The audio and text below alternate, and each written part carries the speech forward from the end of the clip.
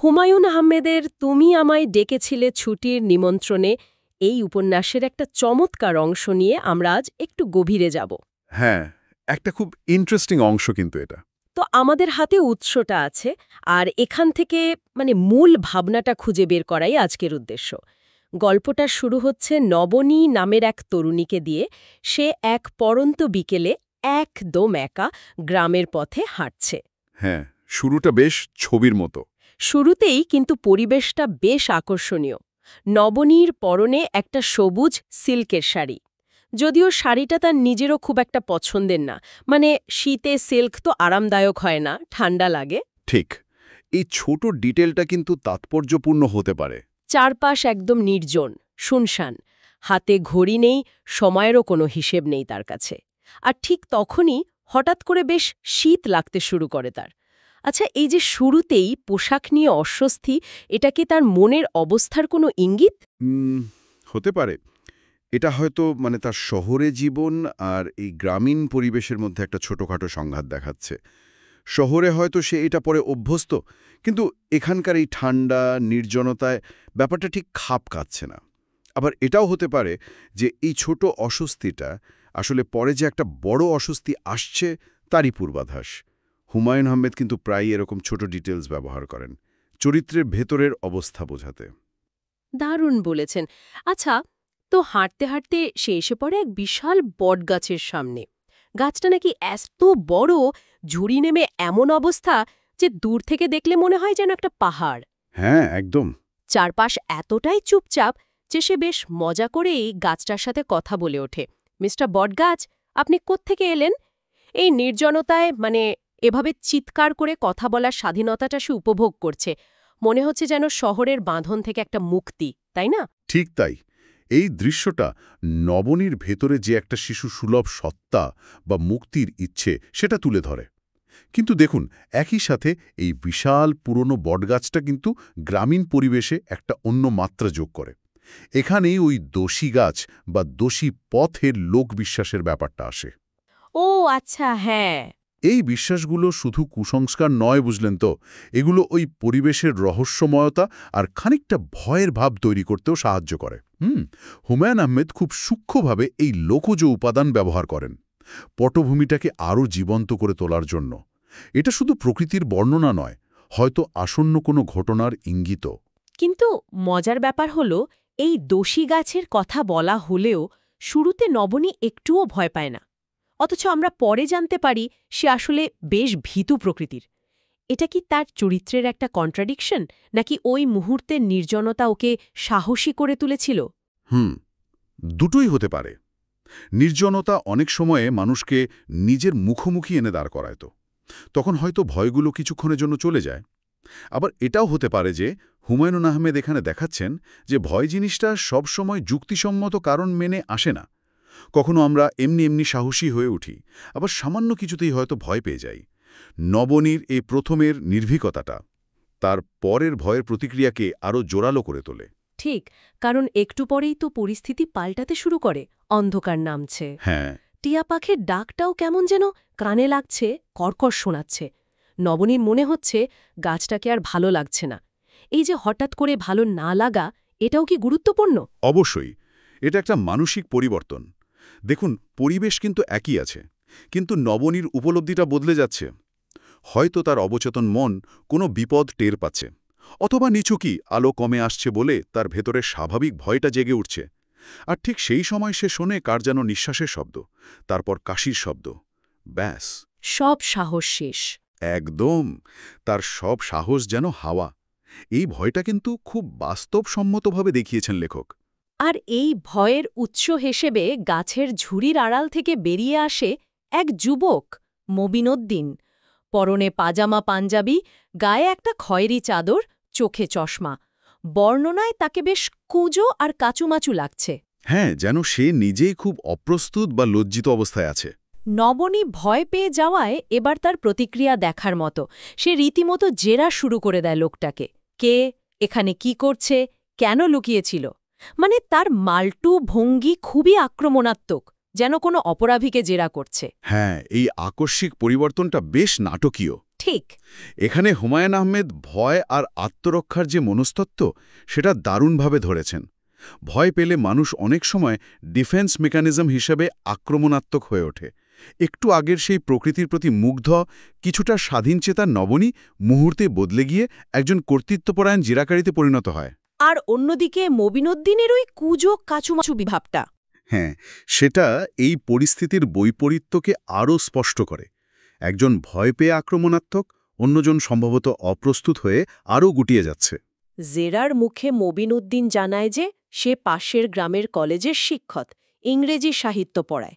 আর সবচেয়ে বড় কথা হলো সে নবনীকে চেনে, কারণ সে মন্ত্রীর মেয়ে। হ্যাঁ, আর তার এই গ্রামে আসা, একা একা ঘুরে বেড়ানো, এগুলো নাকি স্থানীয় মানুষের কাছে বিরাট আলোচনার বিষয়। এমনকি কলেজের টিচার্স কমন রুমেও তাকে নিয়ে কথা হয়। এই ব্যাপারটা খুব ইন্টারেস্টিং। এটা গ্রামীণ সমাজ আর শহরে আগন্তুকের সম্পর্কের একটা চিরাচরিত ছবি কিন্তু। ছোট মফস্বল বা গ্রামে ব্যক্তিগত গোপনীয়তা বলে প্রায় কিছুই থাকে না।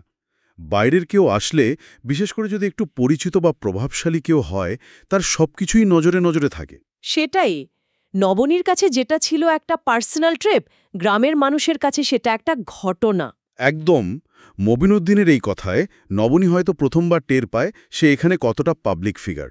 আর এই জানার পরেই কিন্তু নবনীর রাগ আর ভয় দুটোই বেশ কমে যায়। সে আগের ব্যবহারের জন্য ক্ষমাও চায়। এমনকি একটা থিওরিও দেয় যে ভয় কেটে গেলে নাকি মানুষ রেগে যায়। হ্যাঁ, এটা কি আসলেই কোনো সাইকোলজিক্যাল ব্যাখ্যা, নাকি নবনীর তাৎক্ষণিক একটা সাফাই? সেটাই ভাবছিলাম। দুটোই হতে পারে। ভয় পেলে যে অ্যাড্রিনালিন হ্রাস হয়, সেই উত্তেজনাটা ভয় কাটার পর রাগের মাধ্যমে বেরোতেই পারে। আবার নবনী হয়তো তার আগের রুক্ষ আচরণটা ঢাকার জন্য বা পরিস্থিতি সহজ করার জন্য এমন একটা ব্যাখ্যা দাঁড় করাচ্ছে। তার চরিত্রের এই দ্রুত পরিবর্তনগুলোই কিন্তু তাকে আরও বেশি মানবিক আর বাস্তব করে তোলে। সে যে ক্ষমা চেয়ে পরিস্থিতি সামলে নিতেও জানে, এটাও বোঝা যায়। ঠিক। এরপর সে মবিনুদ্দিনকে অনুরোধ করে তাকে ডাক বাংলো পর্যন্ত একটু এগিয়ে দিতে। ফেরার পথে অবশ্য নবনী মূলত কথা বলতে থাকে। নিজের ছোট বোনের নাম শ্রাবণী কেন হলো সেই গল্প বলে। হ্যাঁ, বেশ হালকা মেজাজে কথা বলার চেষ্টা করে। শ্রাবণ মাসে জন্মেছিল বলে শ্রাবণী, ভাদ্র মাসে হলে নাকি ভাদ্রী হতো, এই সব আর কি। কিন্তু মবিনুদ্দিন প্রায় চুপচাপ, মাথা নিচু করে হাঁটছে। হ্যাঁ, সারা প্রায় পাওয়াই যায় না তার। এই কথোপকথনের চেষ্টা আর মবিনুদ্দিনের এই নীরবতা, এটাও কিন্তু খুব গুরুত্বপূর্ণ। নবনী হয়তো তার শহুরে ডেজেনভোলতুরা ওই সহজ ভাবটা দিয়ে পরিস্থিতি হালকা করতে চাইছে। সম্ভবত আগের ব্যবহারের জন্য কিছুটা অনুতপ্ত হতে পারে। কিন্তু মবিনুদ্দিনের এই চুপ থাকাটা অনেক কিছুর ইঙ্গিত দেয়। এটা কি শুধুই তার লাজুক স্বভাব, নাকি সামাজিক অবস্থানের যে একটা পার্থক্য আছে সেটার জন্য সংকোচ? অথবা কে জানে, নবনী প্রতি তার মনে অন্য কোনো ভাবনা চলছে কিনা, যা সে প্রকাশ করতে পারছে না বা চাইছে না। এই নীরবতা তার চরিত্রকে আরও রহস্যময় করে তোলে। এখানে আর একটা ব্যাপার আমার চোখে পড়েছে। নবনী যখন শ্রাবণীর নামের গল্পটা বলছে, তখন মবিনুদ্দিনকে জিজ্ঞেস করে, আপনি হাসছেন যে? অথচ মবিনুদ্দিন হাসে না। হ্যাঁ, সে শুধু মাথা নাড়ে। নবনী নিজেই তার প্রতিক্রিয়াটা তৈরি করে নিচ্ছে। এটা কি তার একাকিত্বের প্রকাশ, নাকি সে মবিনুদ্দিনকে সহজ করার একটা মরিয়া চেষ্টা করছে? খুব ভালো একটা পর্যবেক্ষণ। এটা হতে পারে নবনীর নিজের ভেতরের কথারই প্রতিধ্বনি শোনার চেষ্টা। সে হয়তো মবিনুদ্দিনের কাছ থেকে একটা স্বাভাবিক মানবিক প্রতিক্রিয়া আশা করছে, কিন্তু সেটা না পেয়ে নিজেই সেটা কল্পনা করে নিচ্ছে। অথবা এটা তার চরিত্রের নিয়ন্ত্রণ ধরে রাখার একটা উপায়ও হতে পারে। সে নিজেই কথোপকথনের গতি আর অন্যের প্রতিক্রিয়া নির্ধারণ করে দিচ্ছে। গল্পের সবচেয়ে মোক্ষম মুহূর্তটা ক্লাইম্যাক্সটা আসে একদম শেষে, ডাকবাংলোর কাছাকাছি এসে। নবনী জিজ্ঞেস করে বসে মবিনুদ্দিন আসলে কেন অমন করে বটগাছটার নিচে লুকিয়েছিল। আর মবিনুদ্দিনের উত্তরটা একদম অপ্রত্যাশিত। কি শান্তভাবে সে উত্তর দেয়, তাই না? হ্যাঁ, বলে জ্যোৎস্না দেখার জন্যে। শুধু তাই নয়, সে আরও ব্যাখ্যা করে যে ওই বটগাছের নিচ থেকে জ্যোৎস্না দেখাটা নাকি এক অসাধারণ অভিজ্ঞতা। রাতের বিভিন্ন প্রহরে চাঁদের আলোর রূপ বদলে যায়। সে এটাও জানায় যে আগের দিন পূর্ণিমা ছিল, আর সেদিনও সুন্দর চাঁদ উঠবে।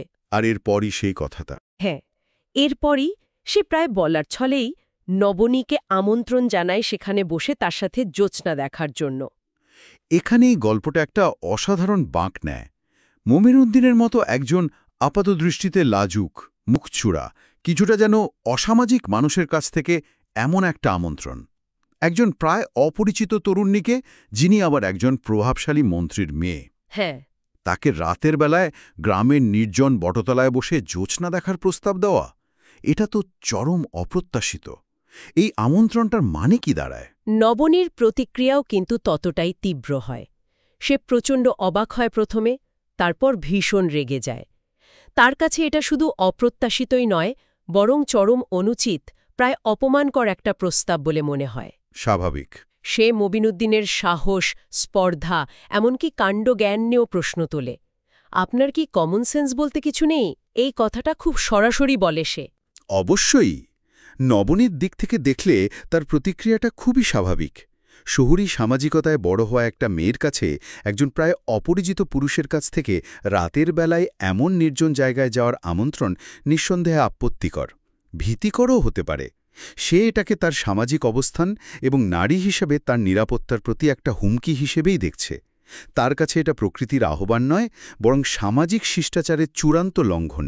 কিন্তু মবিনুদ্দিনের দিক থেকে যদি দেখি, সে কি আসলেই কোনো খারাপ মতলব থেকে এটা বলেছে? নাকি এটা তার ওই গ্রামীণ সরলতা, প্রকৃতির প্রতি একটা নিখাদ ভালোবাসা এবং হয়তো নবনীর প্রতি তৈরি হওয়া ক্ষণিকের মুগ্ধতা থেকে আসে একটা কাণ্ডজ্ঞানহীন কিন্তু নিষ্পাপ আমন্ত্রণ? হুমায়ুন আহমেদ কিন্তু এর কোনো স্পষ্ট উত্তর দেন না। এখানেই লেখকের মুনশিয়ানা। মবিনুদ্দিনের চরিত্রটা এমনভাবে আঁকা হয়েছে যে তার আসল উদ্দেশ্যটা ধোঁয়াশাপূর্ণ থেকে যায়। হ্যাঁ, সেটাই। তার লাজুক স্বভাব, সাহিত্যের শিক্ষক পরিচয়, এগুলো একদিকে ইঙ্গিত দেয় সে হয়তো রোম্যান্টিক বা প্রকৃতিপ্রেমী। অন্যদিকে পরিস্থিতি বিবেচনায় তার আমন্ত্রণটা চরম বেমানানার অবিবেচনাপ্রসূত। এই অ্যাম্বিগুইটি বা দ্ব্যর্থকতাই কিন্তু পাঠককে ভাবায়। মবিন কি সরল, বোকা নাকি ধূর্ত, এই প্রশ্নটা থেকেই যায়। নবনীত কঠোর ভাষায় নিমন্ত্রণটা প্রত্যাখ্যান করে। মবিনুদ্দিনকে কিছু উপদেশ বা সতর্কবাণীও শুনিয়ে দেয়, তারপর হন হন করে চলে যায়। যাওয়ার আগে একবার শুধু ফিরে তাকায় দেখে মবিনুদ্দিন রাস্তার পাশে মাথা নিচু করে দাঁড়িয়ে আছে। হ্যাঁ, গল্পটা এখানেই শেষ হয়, চলবে লেখা দিয়ে। এই শেষ দৃশ্যটা কেমন যেন একটা বিষণ্ণতার রেশ রেখে যায়, তাই না? হ্যাঁ, ওই শেষ দৃশ্যটা মবিনুদ্দিনের মাথা নিচু করে দাঁড়িয়ে থাকা, এটা অনেক কথা বলে। এটা কি তার প্রত্যাখ্যানের লজ্জা, অপমানবোধ, নাকি নিজের ভুল বুঝতে পারার অক্ষমতা? অথবা হয়তো সে সত্যিই বুঝতে পারছে না কেন তার এমন একটা সুন্দর প্রস্তাব এভাবে ফিরিয়ে দেওয়া হলো। এই ছবিটা নবনীর রাগের পাশাপাশি মবিনুদ্দিনের প্রতিও পাঠকের মনে এক ধরনের সহানুভূতি বা অন্ততপক্ষে জিজ্ঞাসা তৈরি করে। তাহলে পুরো অংশটা যদি আমরা দেখি, কি দাঁড়ালো?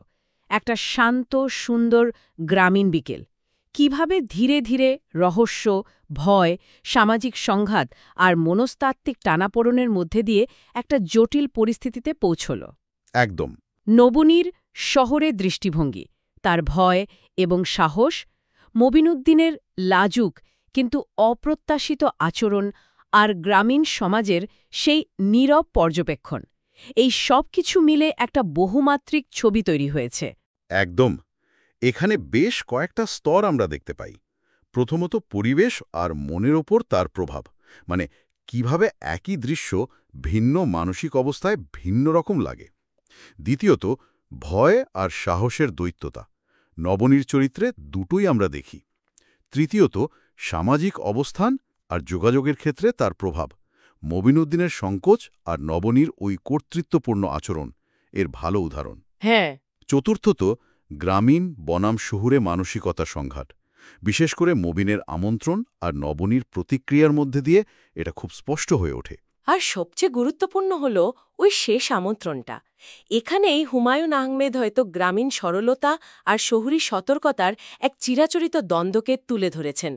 মবিনের আমন্ত্রণটা কি সত্যিই নিষ্পাপ প্রকৃতির ডাক, নাকি সামাজিক সীমারেখা নিয়ে তার অজ্ঞতা বা উদাসীনতা, অথবা এর পেছনে অন্য কোনো অবদমিত ইচ্ছা কাজ করছে?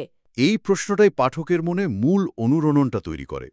এটা শুধু একটা ঘটনার বর্ণনা নয়, বরং মানুষের সম্পর্কের জটিলতা, ভুল বোঝাবুঝি আর পারসেপশনের যে ভিন্নতা, তা নিয়ে একটা গভীর প্রশ্ন তোলে। ঠিক, লেখক কোনো সহজ উত্তর বা বিচার আমাদের হাতে তুলে দেন না। তিনি পরিস্থিতিটা তৈরি করেন, চরিত্রগুলোকে তাদের স্বাভাবিক প্রবণতা অনুযায়ী চলতে দেন।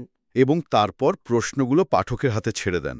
মবিনুদ্দিনের চরিত্রটি বিশেষ করে ভাবায় এই ধরনের আপাত নিরীহ লাজুক মানুষের ভেতরেও যে অপ্রত্যাশিত বা সামাজিকভাবে বেমানান ইচ্ছা বা আচরণ থাকতে পারে সেটাও কিন্তু একটা দিক।